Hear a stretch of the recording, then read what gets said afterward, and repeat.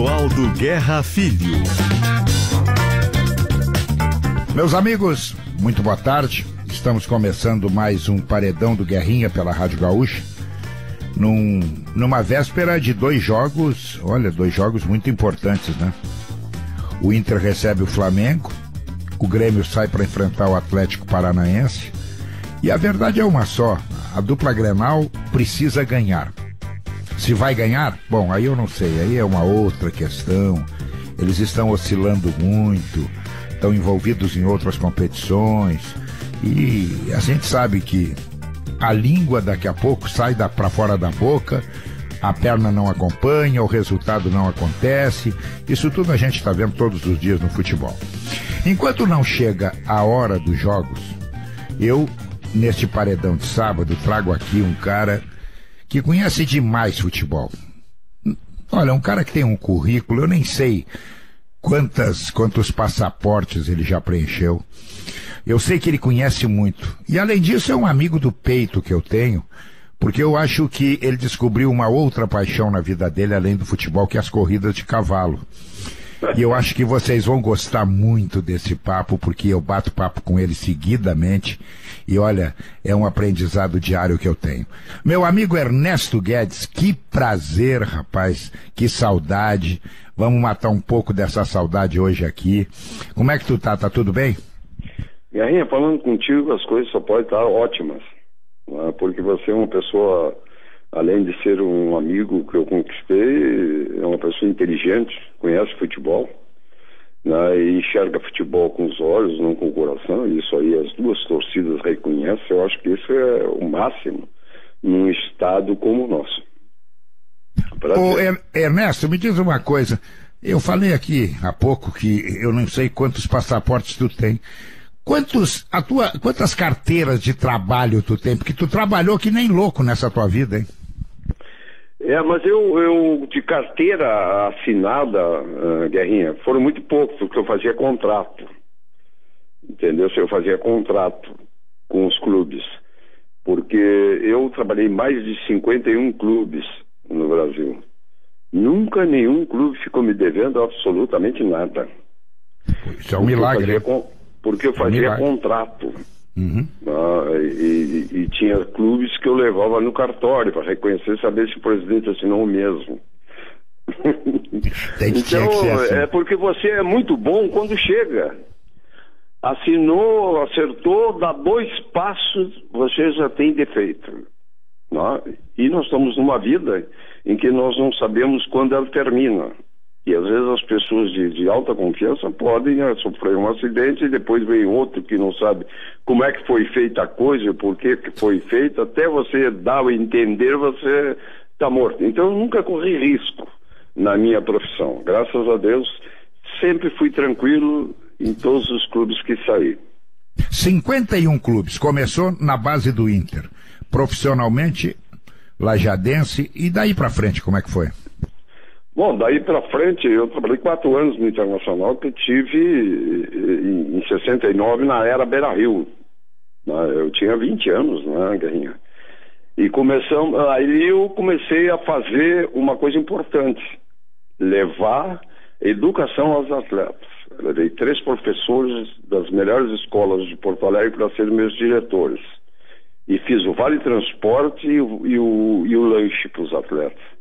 E formei um timezinho aí, mais ou menos, né, com meio de campo, com Batista, Falcão e Jair, tá? É uma meia cancha muito, muito fraca, né, Guerrinha? Não jogavam nada. Não jogavam nada. E aí, o Pedrinho e Simeão na ponta direita, Marco Antônio, Soares na ponta esquerda.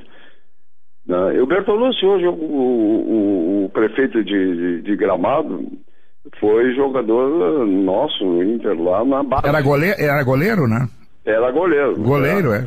Isso. E o outro, que foi chefe da Polícia Federal do Rio Grande do Sul, Gazemiro, não é o melhor, que também foi um jogador melhor, mas o outro, Gazemiro, foi chefe da Polícia Federal do Rio Grande do Sul. Mas esse foi chefe da Polícia Federal porque tu disseste pra ele uma hora, vamos tentar outra coisa? Não, é porque eu sempre dizia pra eles uma coisa, nem todos vão ser jogadores, mas obrigatoriamente tem que ser homens. Isso. E para ser homens tem que ter estrutura e base de apoio dentro do próprio clube. E eu tinha o professor Francisco Jardim, pró-reitor da PUC e diretor das escolas particulares de Porto Alegre. Tinha o Cristóvão Colombo dos Reis Miller, que depois foi ser o procurador do Falcão, e o professor Isaac Cupis, que era o diretor do Júlio de Castilho. Guerrinha, eu tive um jornalista na minha vida chamado Ivo Correia Pires. Ah, o Ivo. Trabalhei com ele na Folha da Manhã. Então você vê o seguinte, hoje fala em gerente de futebol, superintendente de futebol, como coisa moderna. O Ivo foi o precursor disto, né? Tanto ele como o Velarde. Sim. Né? Que foram duas pessoas. O Ivo era uma sumidade de inteligência, né, Guerrinha? O futebol era pensado por ele. Né? É um cara que acompanhava a base, da base até em cima. Então, são coisas assim que tu aprende muito, né? Eu aprendi muito, porque eu era um jovem, né? Errei muito, acertei muito, né?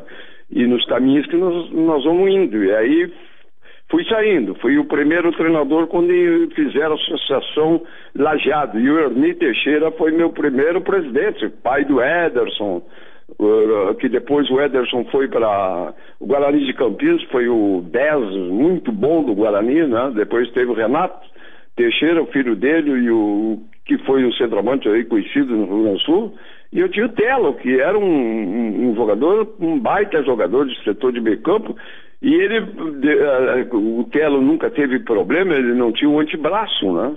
Sim. Ele perdeu numa máquina de molecada onde ele trabalhava no frigorífico.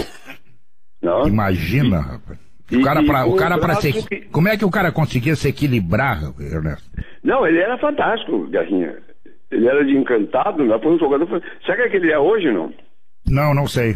Ele é arquiteto.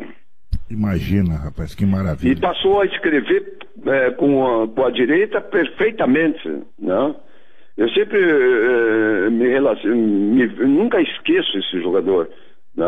Para mim ele foi um jogador um jogador de briga, de luta, de técnica, de tudo. Não tinha, ia pro pau. Naquela época tinha que ir pro pau. O Telo ia, cabeceava, jogava, fazia gol, entendeu? É uma superação que tu aprende com o atleta, né? A superação do homem. Ela é maravilhoso. Eu tenho uma recordação dele muito boa até hoje. Sei que ele está muito bem de vida. O Telo, aliás, hoje que tinha que estar, com todo respeito, né?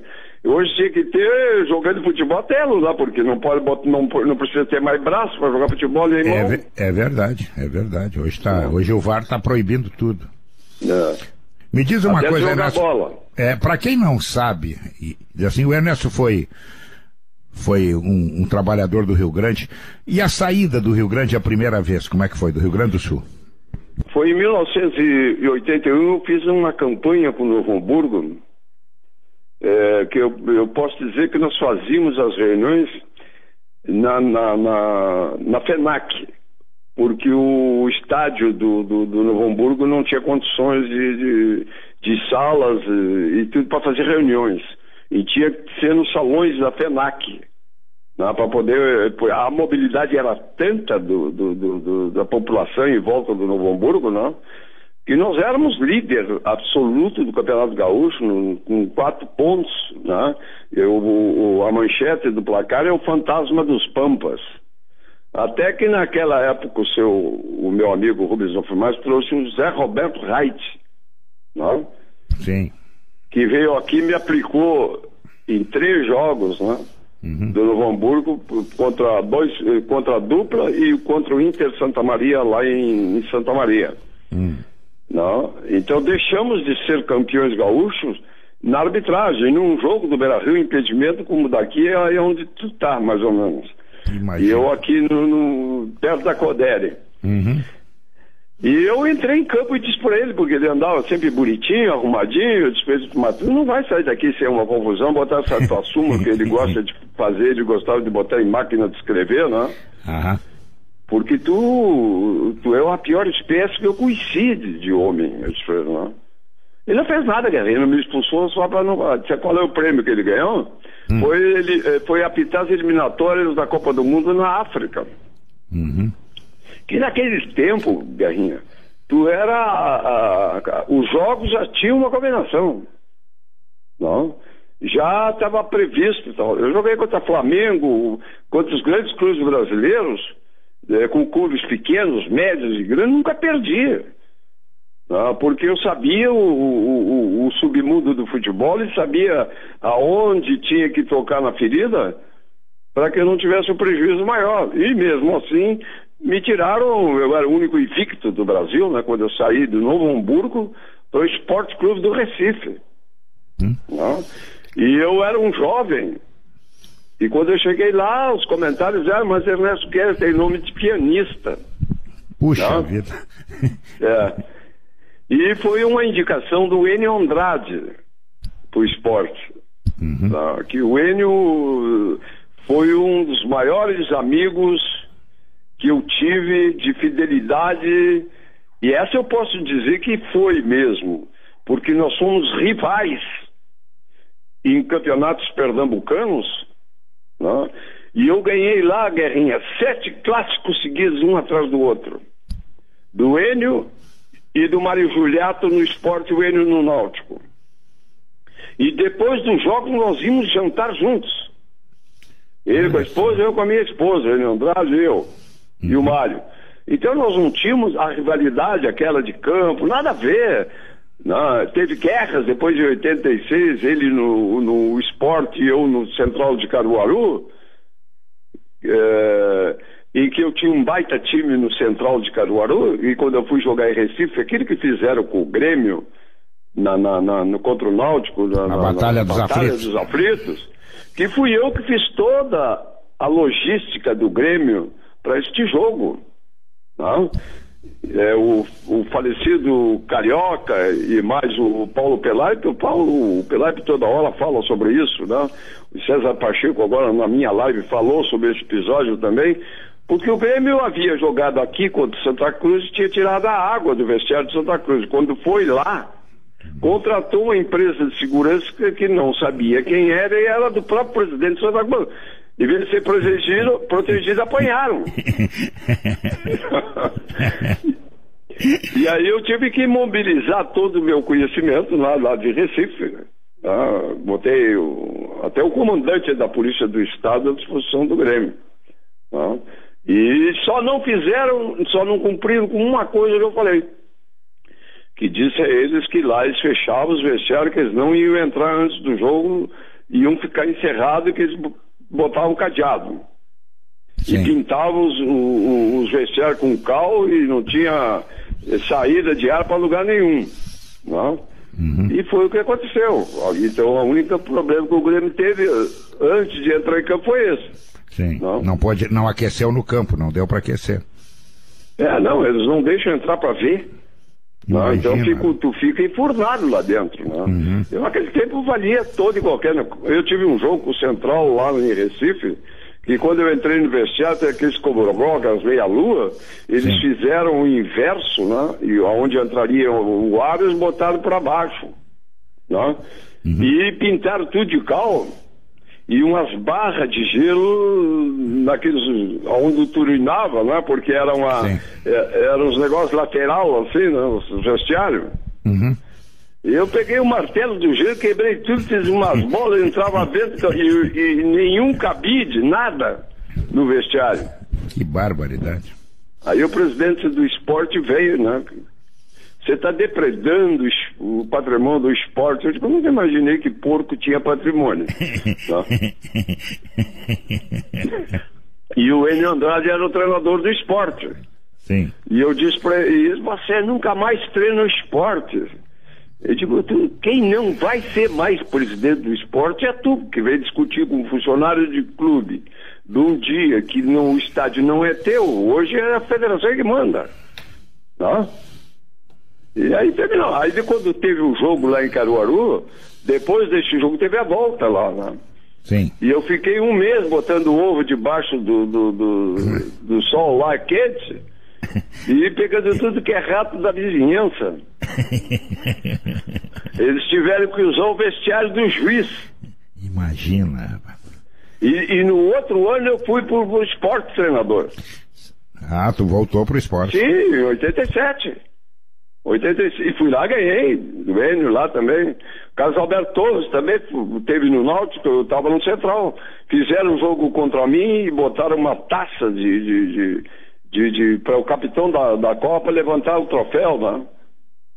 E eu toquei 2-0 no Náutico e disse, olha, eu vou esperar que nos outros jogos tenha o troféu, né? Porque eu vou gostar de levantar a taça, entendeu? Então, depois teve um jogo em Caruaru. E choveu uma barbaridade. E eu estava na concentração fora e tinha um acordo do presidente do Central com o presidente do Náutico, com o Carlos Alberto, eu escutando pela rádio. Não? Isso eram 2 horas da tarde. E eu saí da concentração, eu fui no estádio. Aí eu disse, aí Ernesto, o que é? Não, o campo tem condições de jogo. E aqui estão fazendo um trato e uma combinação que não existe por lei. Agora, 2 horas antes do jogo, só decide o árbitro. E mais uma coisa, eu treino meus jogadores, boto uma bunda no barro. Agora, do time do Náutico, do Carlos Alberto, nunca souberam o que é isso. Hoje vão ter que conhecer, vão ter que jogar aqui, né? E não tem conversa. E eu botei todos os colchões da concentração e botei os gandula tudo a secar. E fui pro jogo e ganhei o jogo de 3-0. Que maravilha, cara. É assim, as guerras, essas minhas saídas no início, né, Guerrinha? Bom, e aí depois tu foi pro exterior, né? Sim, eu trabalhei em todos os clubes de Recife, né? O Náutico, Santa Cruz e Esportes. Uhum. Mais o Central. Mais o Central. E o Central e mais de 7 de setembro de outra cidade que é a Santa Cruz do Capibaribe. Aliás, e ali são os clubes maiores de Pernambuco. Central eu levei a primeira divisão, né, Guerrinha? A Série A do futebol brasileiro. Em 1986. Isso é uma façanha. Puxa. E que hoje eles falam aí, né? E todos os clubes de Pernambuco, eu sou ídolo em todos. Tá? Que maravilha. E eu voltei ao Santa Cruz em 2006 para ser superintendente do Santa Cruz. E lá no esporte eu tive um time que em 86, em 87 eu montei o time do esporte, fui-me embora e foi o ano que o esporte chegou à final daquelas 2 Copas, que foi aquele campeão brasileiro de 87, o time que eu montei. A taça das bolinhas. Que aí eu tinha lá e fui treinador da seleção pernambucana no último campeonato brasileiro de seleções. Eu tinha Éder, eu tinha Leão, eu treinei Merica, Janildo, Marião, País, Antenor, que foi campeão com São Paulo, e Roberto, o que teve aqui no Inter. Então, jogadores é que não faltavam, né, Guerrinho, em termos de nome. Mas às vezes, ô Ernesto, tu tem bons jogadores, mas tu não tendo comando, a coisa não anda, né? Eu vejo falar dos velhos, né? Como o caso do D'Alessandro, né? Olha, Guerrinha, o jogador que tem idade, né? Ele é o cara mais inteligente que tem para saber o que ele tem que correr. Ele corre certo, não tem problema. Não, o Ademir da Guia era um falso lento, porque ele sabia o atalho do jogo, e com eles que corre a bola. Não, hoje você vê jogador que corre e não pensa. É verdade. Então, o que está faltando no futebol de hoje é inteligência. Quando eu cheguei lá, diz o meu preparador físico, tu vai ter um problema aqui, que nós vamos ter um problema para enfrentar. Eu digo, qual é? O Merica não faz maratona, te lembra? O tempo da maratona? Aham. Eu, naquela época, 82, eu já era contra. Eu digo, então o Merica é o único certo. Não? Porque o que vocês vão correr, professor, não se joga, não se corre. Não? Tem que correr a velocidade, a resistência do atleta para ser 90 minutos de futebol. Não? Então eu fazia meus treinamentos técnicos daquela época, não, por setores, dentro do campo com bola. Então o Merica treinava muito mais do que corriam eles numa maratona. Digo, deixa ele aqui comigo, já vão, ele está certo. Vocês que estão errados. Hoje o futebol quem não quiser ir, não vai. Hoje está diferente. Fica comigo trabalhando bola. É isso aí. Ernesto, vamos dar um tempo, trocar o fardamento. Terminou o primeiro tempo do Paredão do Guerrinha. Voltamos pro segundo. Mais histórias, está muito legal, mas muito legal mesmo. Espera aí que eu já volto, Paredão do Guerrinha, hoje com meu amigo Ernesto Guerrinha. Volta com o Paredão do Guerrinha deste sábado. Eu estou conversando com o Ernesto Guedes. Ernesto, tu que viveu muito futebol em outras épocas, como é que tu traça o paralelo com o que está acontecendo hoje? O futebol ficou chato, por quê? Guerrinha, primeiro, nós tivemos um jogo no futebol brasileiro contra a Alemanha. A partir dali modificou-se as ideias a respeito do futebol. Nós teríamos que ter mudanças e aprender, tá? Com o exterior, ver o futebol de fora, ver aquele série de coisas. Só que esquecemos de uma coisa, que nós estamos num país que é um continente, né, e que nós somos o país do futebol. Todos que fizeram esta metodologia são países europeus, e começou com os ingleses, porque os ingleses eram adeptos do futebol força, em que teria sempre a bola aérea em posição do cabeceio, em posição física no seu jogo. E tinha uma dificuldade muito grande de enfrentar clubes de futebol de mais cintura, como você tinha naquela época, uma Hungria, uma Bulgária, esses países outros de mais intercâmbio e de mais molecada na rua, enfim, mais sofridos e jogando futebol onde podia jogar. Então eles fizeram esse tipo de trabalho em espaço curto, de alta intensidade, para dar mobilidade e eles aprenderem a sair do espaço curto. E daí disseminou com os treinadores brasileiros esse tipo de cultura e começaram a fazer um trabalho que antigamente nós tínhamos o conceito que o atleta que jogasse em espaço curto, jogasse futebol de salão, ele não vingaria no futebol de campo. E todos os jogadores de futebol de salão, a maioria deles não vingaram, porque o campo visual diminui, tá? Então você fica perdido. Você é acostumado a ter uma referência no espaço curto, é a mesma coisa que tu morar numa kitnet e te mudar para um apartamento de 3 quartos. Você tem uma nova ambientação. Eu, quando subi o São José, eu tirei todos os jogos da parte final do Passo da Areia, porque era contra Bagé, Guarani, esses times do interior que tem mais gente aqui do que a torcida do São José. E levei para o Olímpico. Lá não tinha ponto de referência. O campo visual aumentou. E não tinha como tu te acomodar nas placas para te fechar para uma série de coisas, tá? E aí começa-se a trabalhar desde a base e dentro dos clubes esses trabalhos de espaço curto, de alta intensidade.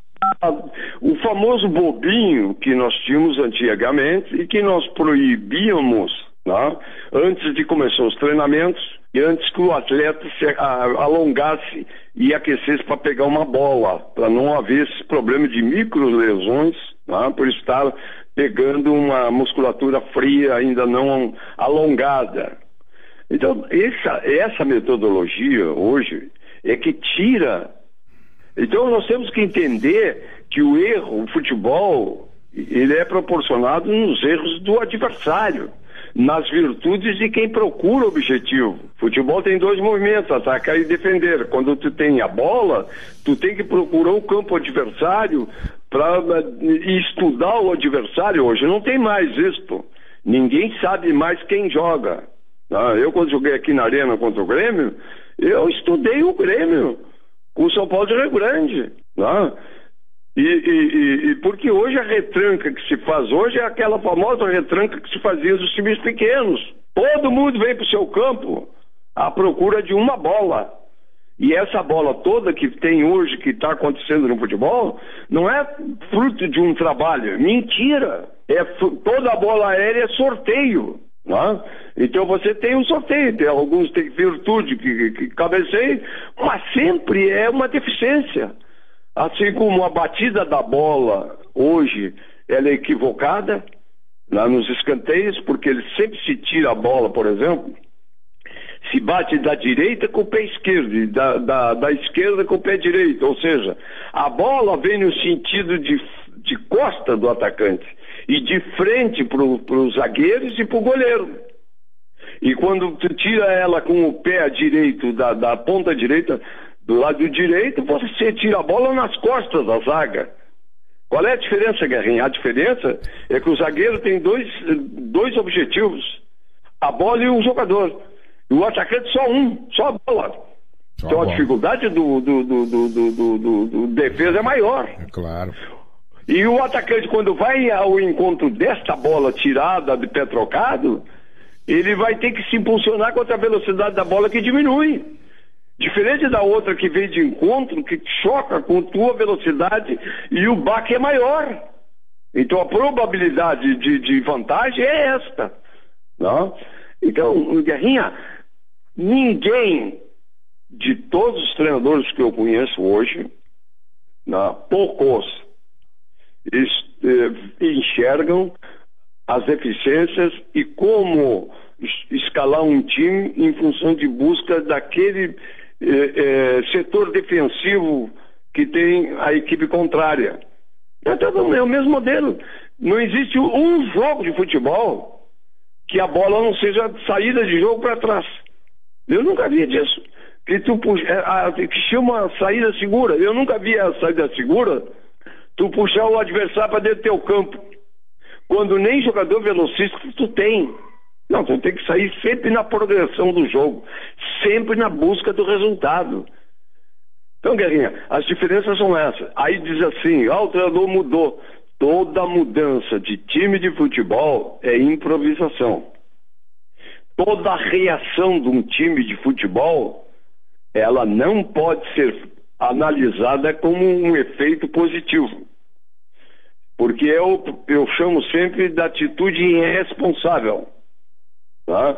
A atitude responsável e a atitude de personalidade é aquela que tu tens desde o início do jogo à procura do gol. Mas vai ter a iniciativa porque tu perde aí entra a sobrecarga emocional. Antes do jogo, os jogadores estão todos emocionalmente comprometidos com o jogo. Tem medo de tomar uma atitude. E quando ele toma o gol, qual é o prejuízo que tem? O prejuízo já está posto. Então tu vai atrás do lucro. Né? 8 ou 80. Então essas coisas, fator psicológico de futebol é fundamental. Uhum. O D'Alessandro, por exemplo, eu vou citar aqui porque é o Maicon no Grêmio, o D'Alessandro no Internacional. São elementos de fator psicológico de importância para um time de futebol. O Internacional não tem liderança dentro do campo. Não tem um jogador no Internacional que, para aí, espera aí, vamos lá. Não, é tudo mudo. Não, no Grêmio é o Maicon. Por que eles brigam em Grenal? Não? Porque um entra para cuidar do outro. E porque sabe a importância que um e o outro têm. O Grêmio sempre vai ter uma tranquilidade maior enquanto não tiver o D'Alessandro. O D'Alessandro tem um tempo de futebol, mas com o Internacional e o próprio Grêmio com o Maicon, que tem que começar a ir estruturando o time para substituir esses jogadores. Mas enquanto você não tem que utilizá-lo. Que essa frescura que existe hoje de todo mundo no computador e analista de tudo que é coisa. Até hoje os analistas que fazem análise do futebol não explicaram por quê. Por exemplo, o Internacional não consegue ganhar o Grenal. Não? É, verdade. Então, são análises de computador. Isso não tem pulsação, isso não tem emoção, isso não tem batimento cardíaco. Ele tem que analisar o atleta. Vai ter uma lesão. Não, lesão tu pode ter trabalhando. Claro. Se tu for olhar assim, a grosso modo, a maioria desses jogadores que surgem, eles não são gaúchos. Eles vêm de outros lugares. Não, são de lá. A maioria é de lá. Entendeu? O Luca que veio aqui pro Internacional e que foi muito mal aproveitado aqui, por sinal, eu trouxe ele aqui no Grêmio. Na época ele era meu jogador no Palmas de Tocantins, com 16 anos. Jogando no time profissional, bate na bola como ninguém. Não? Pois é, são esses detalhes. Ernesto, papo maravilhoso, nós falaríamos mais, sei lá, mais uns 6 meses sobre isso. Mas estamos chegando ao final. E antes do final, eu vou te fazer aquela pergunta que eu faço para todo mundo, porque muita gente deve estar curioso, né, para saber o que o Ernesto vai fazer ainda, se já se aposentou, se daqui a pouco. E talvez essa seja uma das tuas respostas. O que tu fez, Ernesto, na tua vida, que tu não deveria ter feito? Pode ser na pessoal ou na profissional, fica a teu critério. E o que tu ainda não fez, mas tu quer fazer?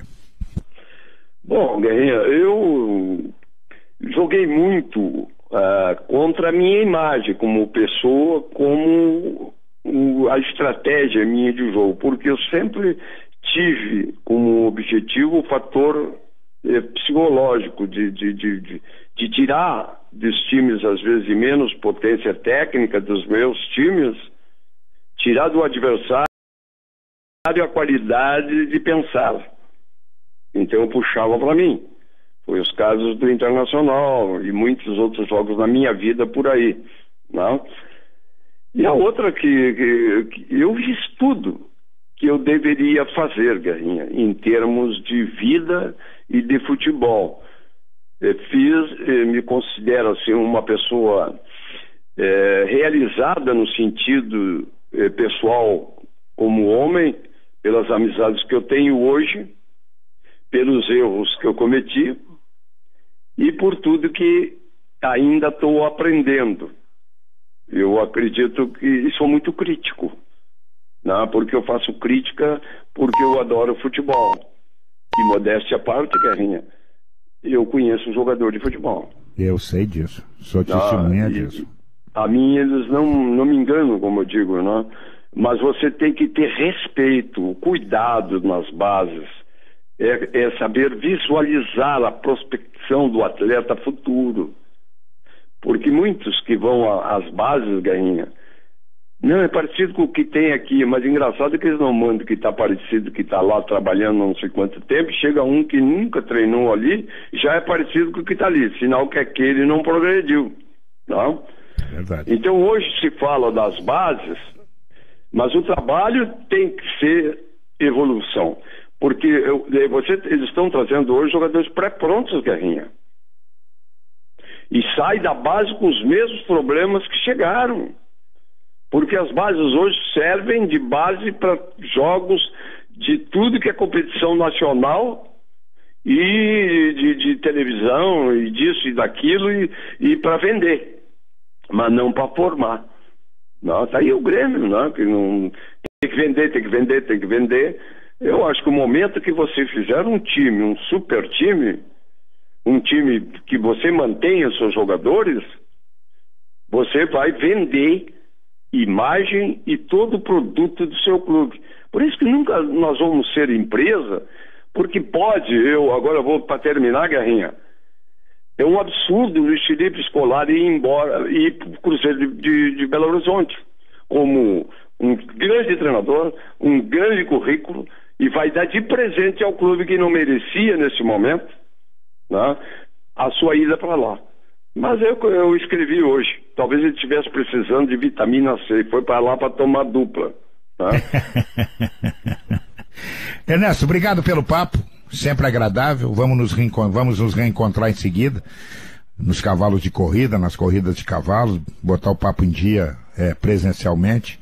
E eu vou te desejar saúde aí. Sucesso eu nem vou te desejar. Sucesso tu tem de sobra. Obrigado pelo papo, amigo.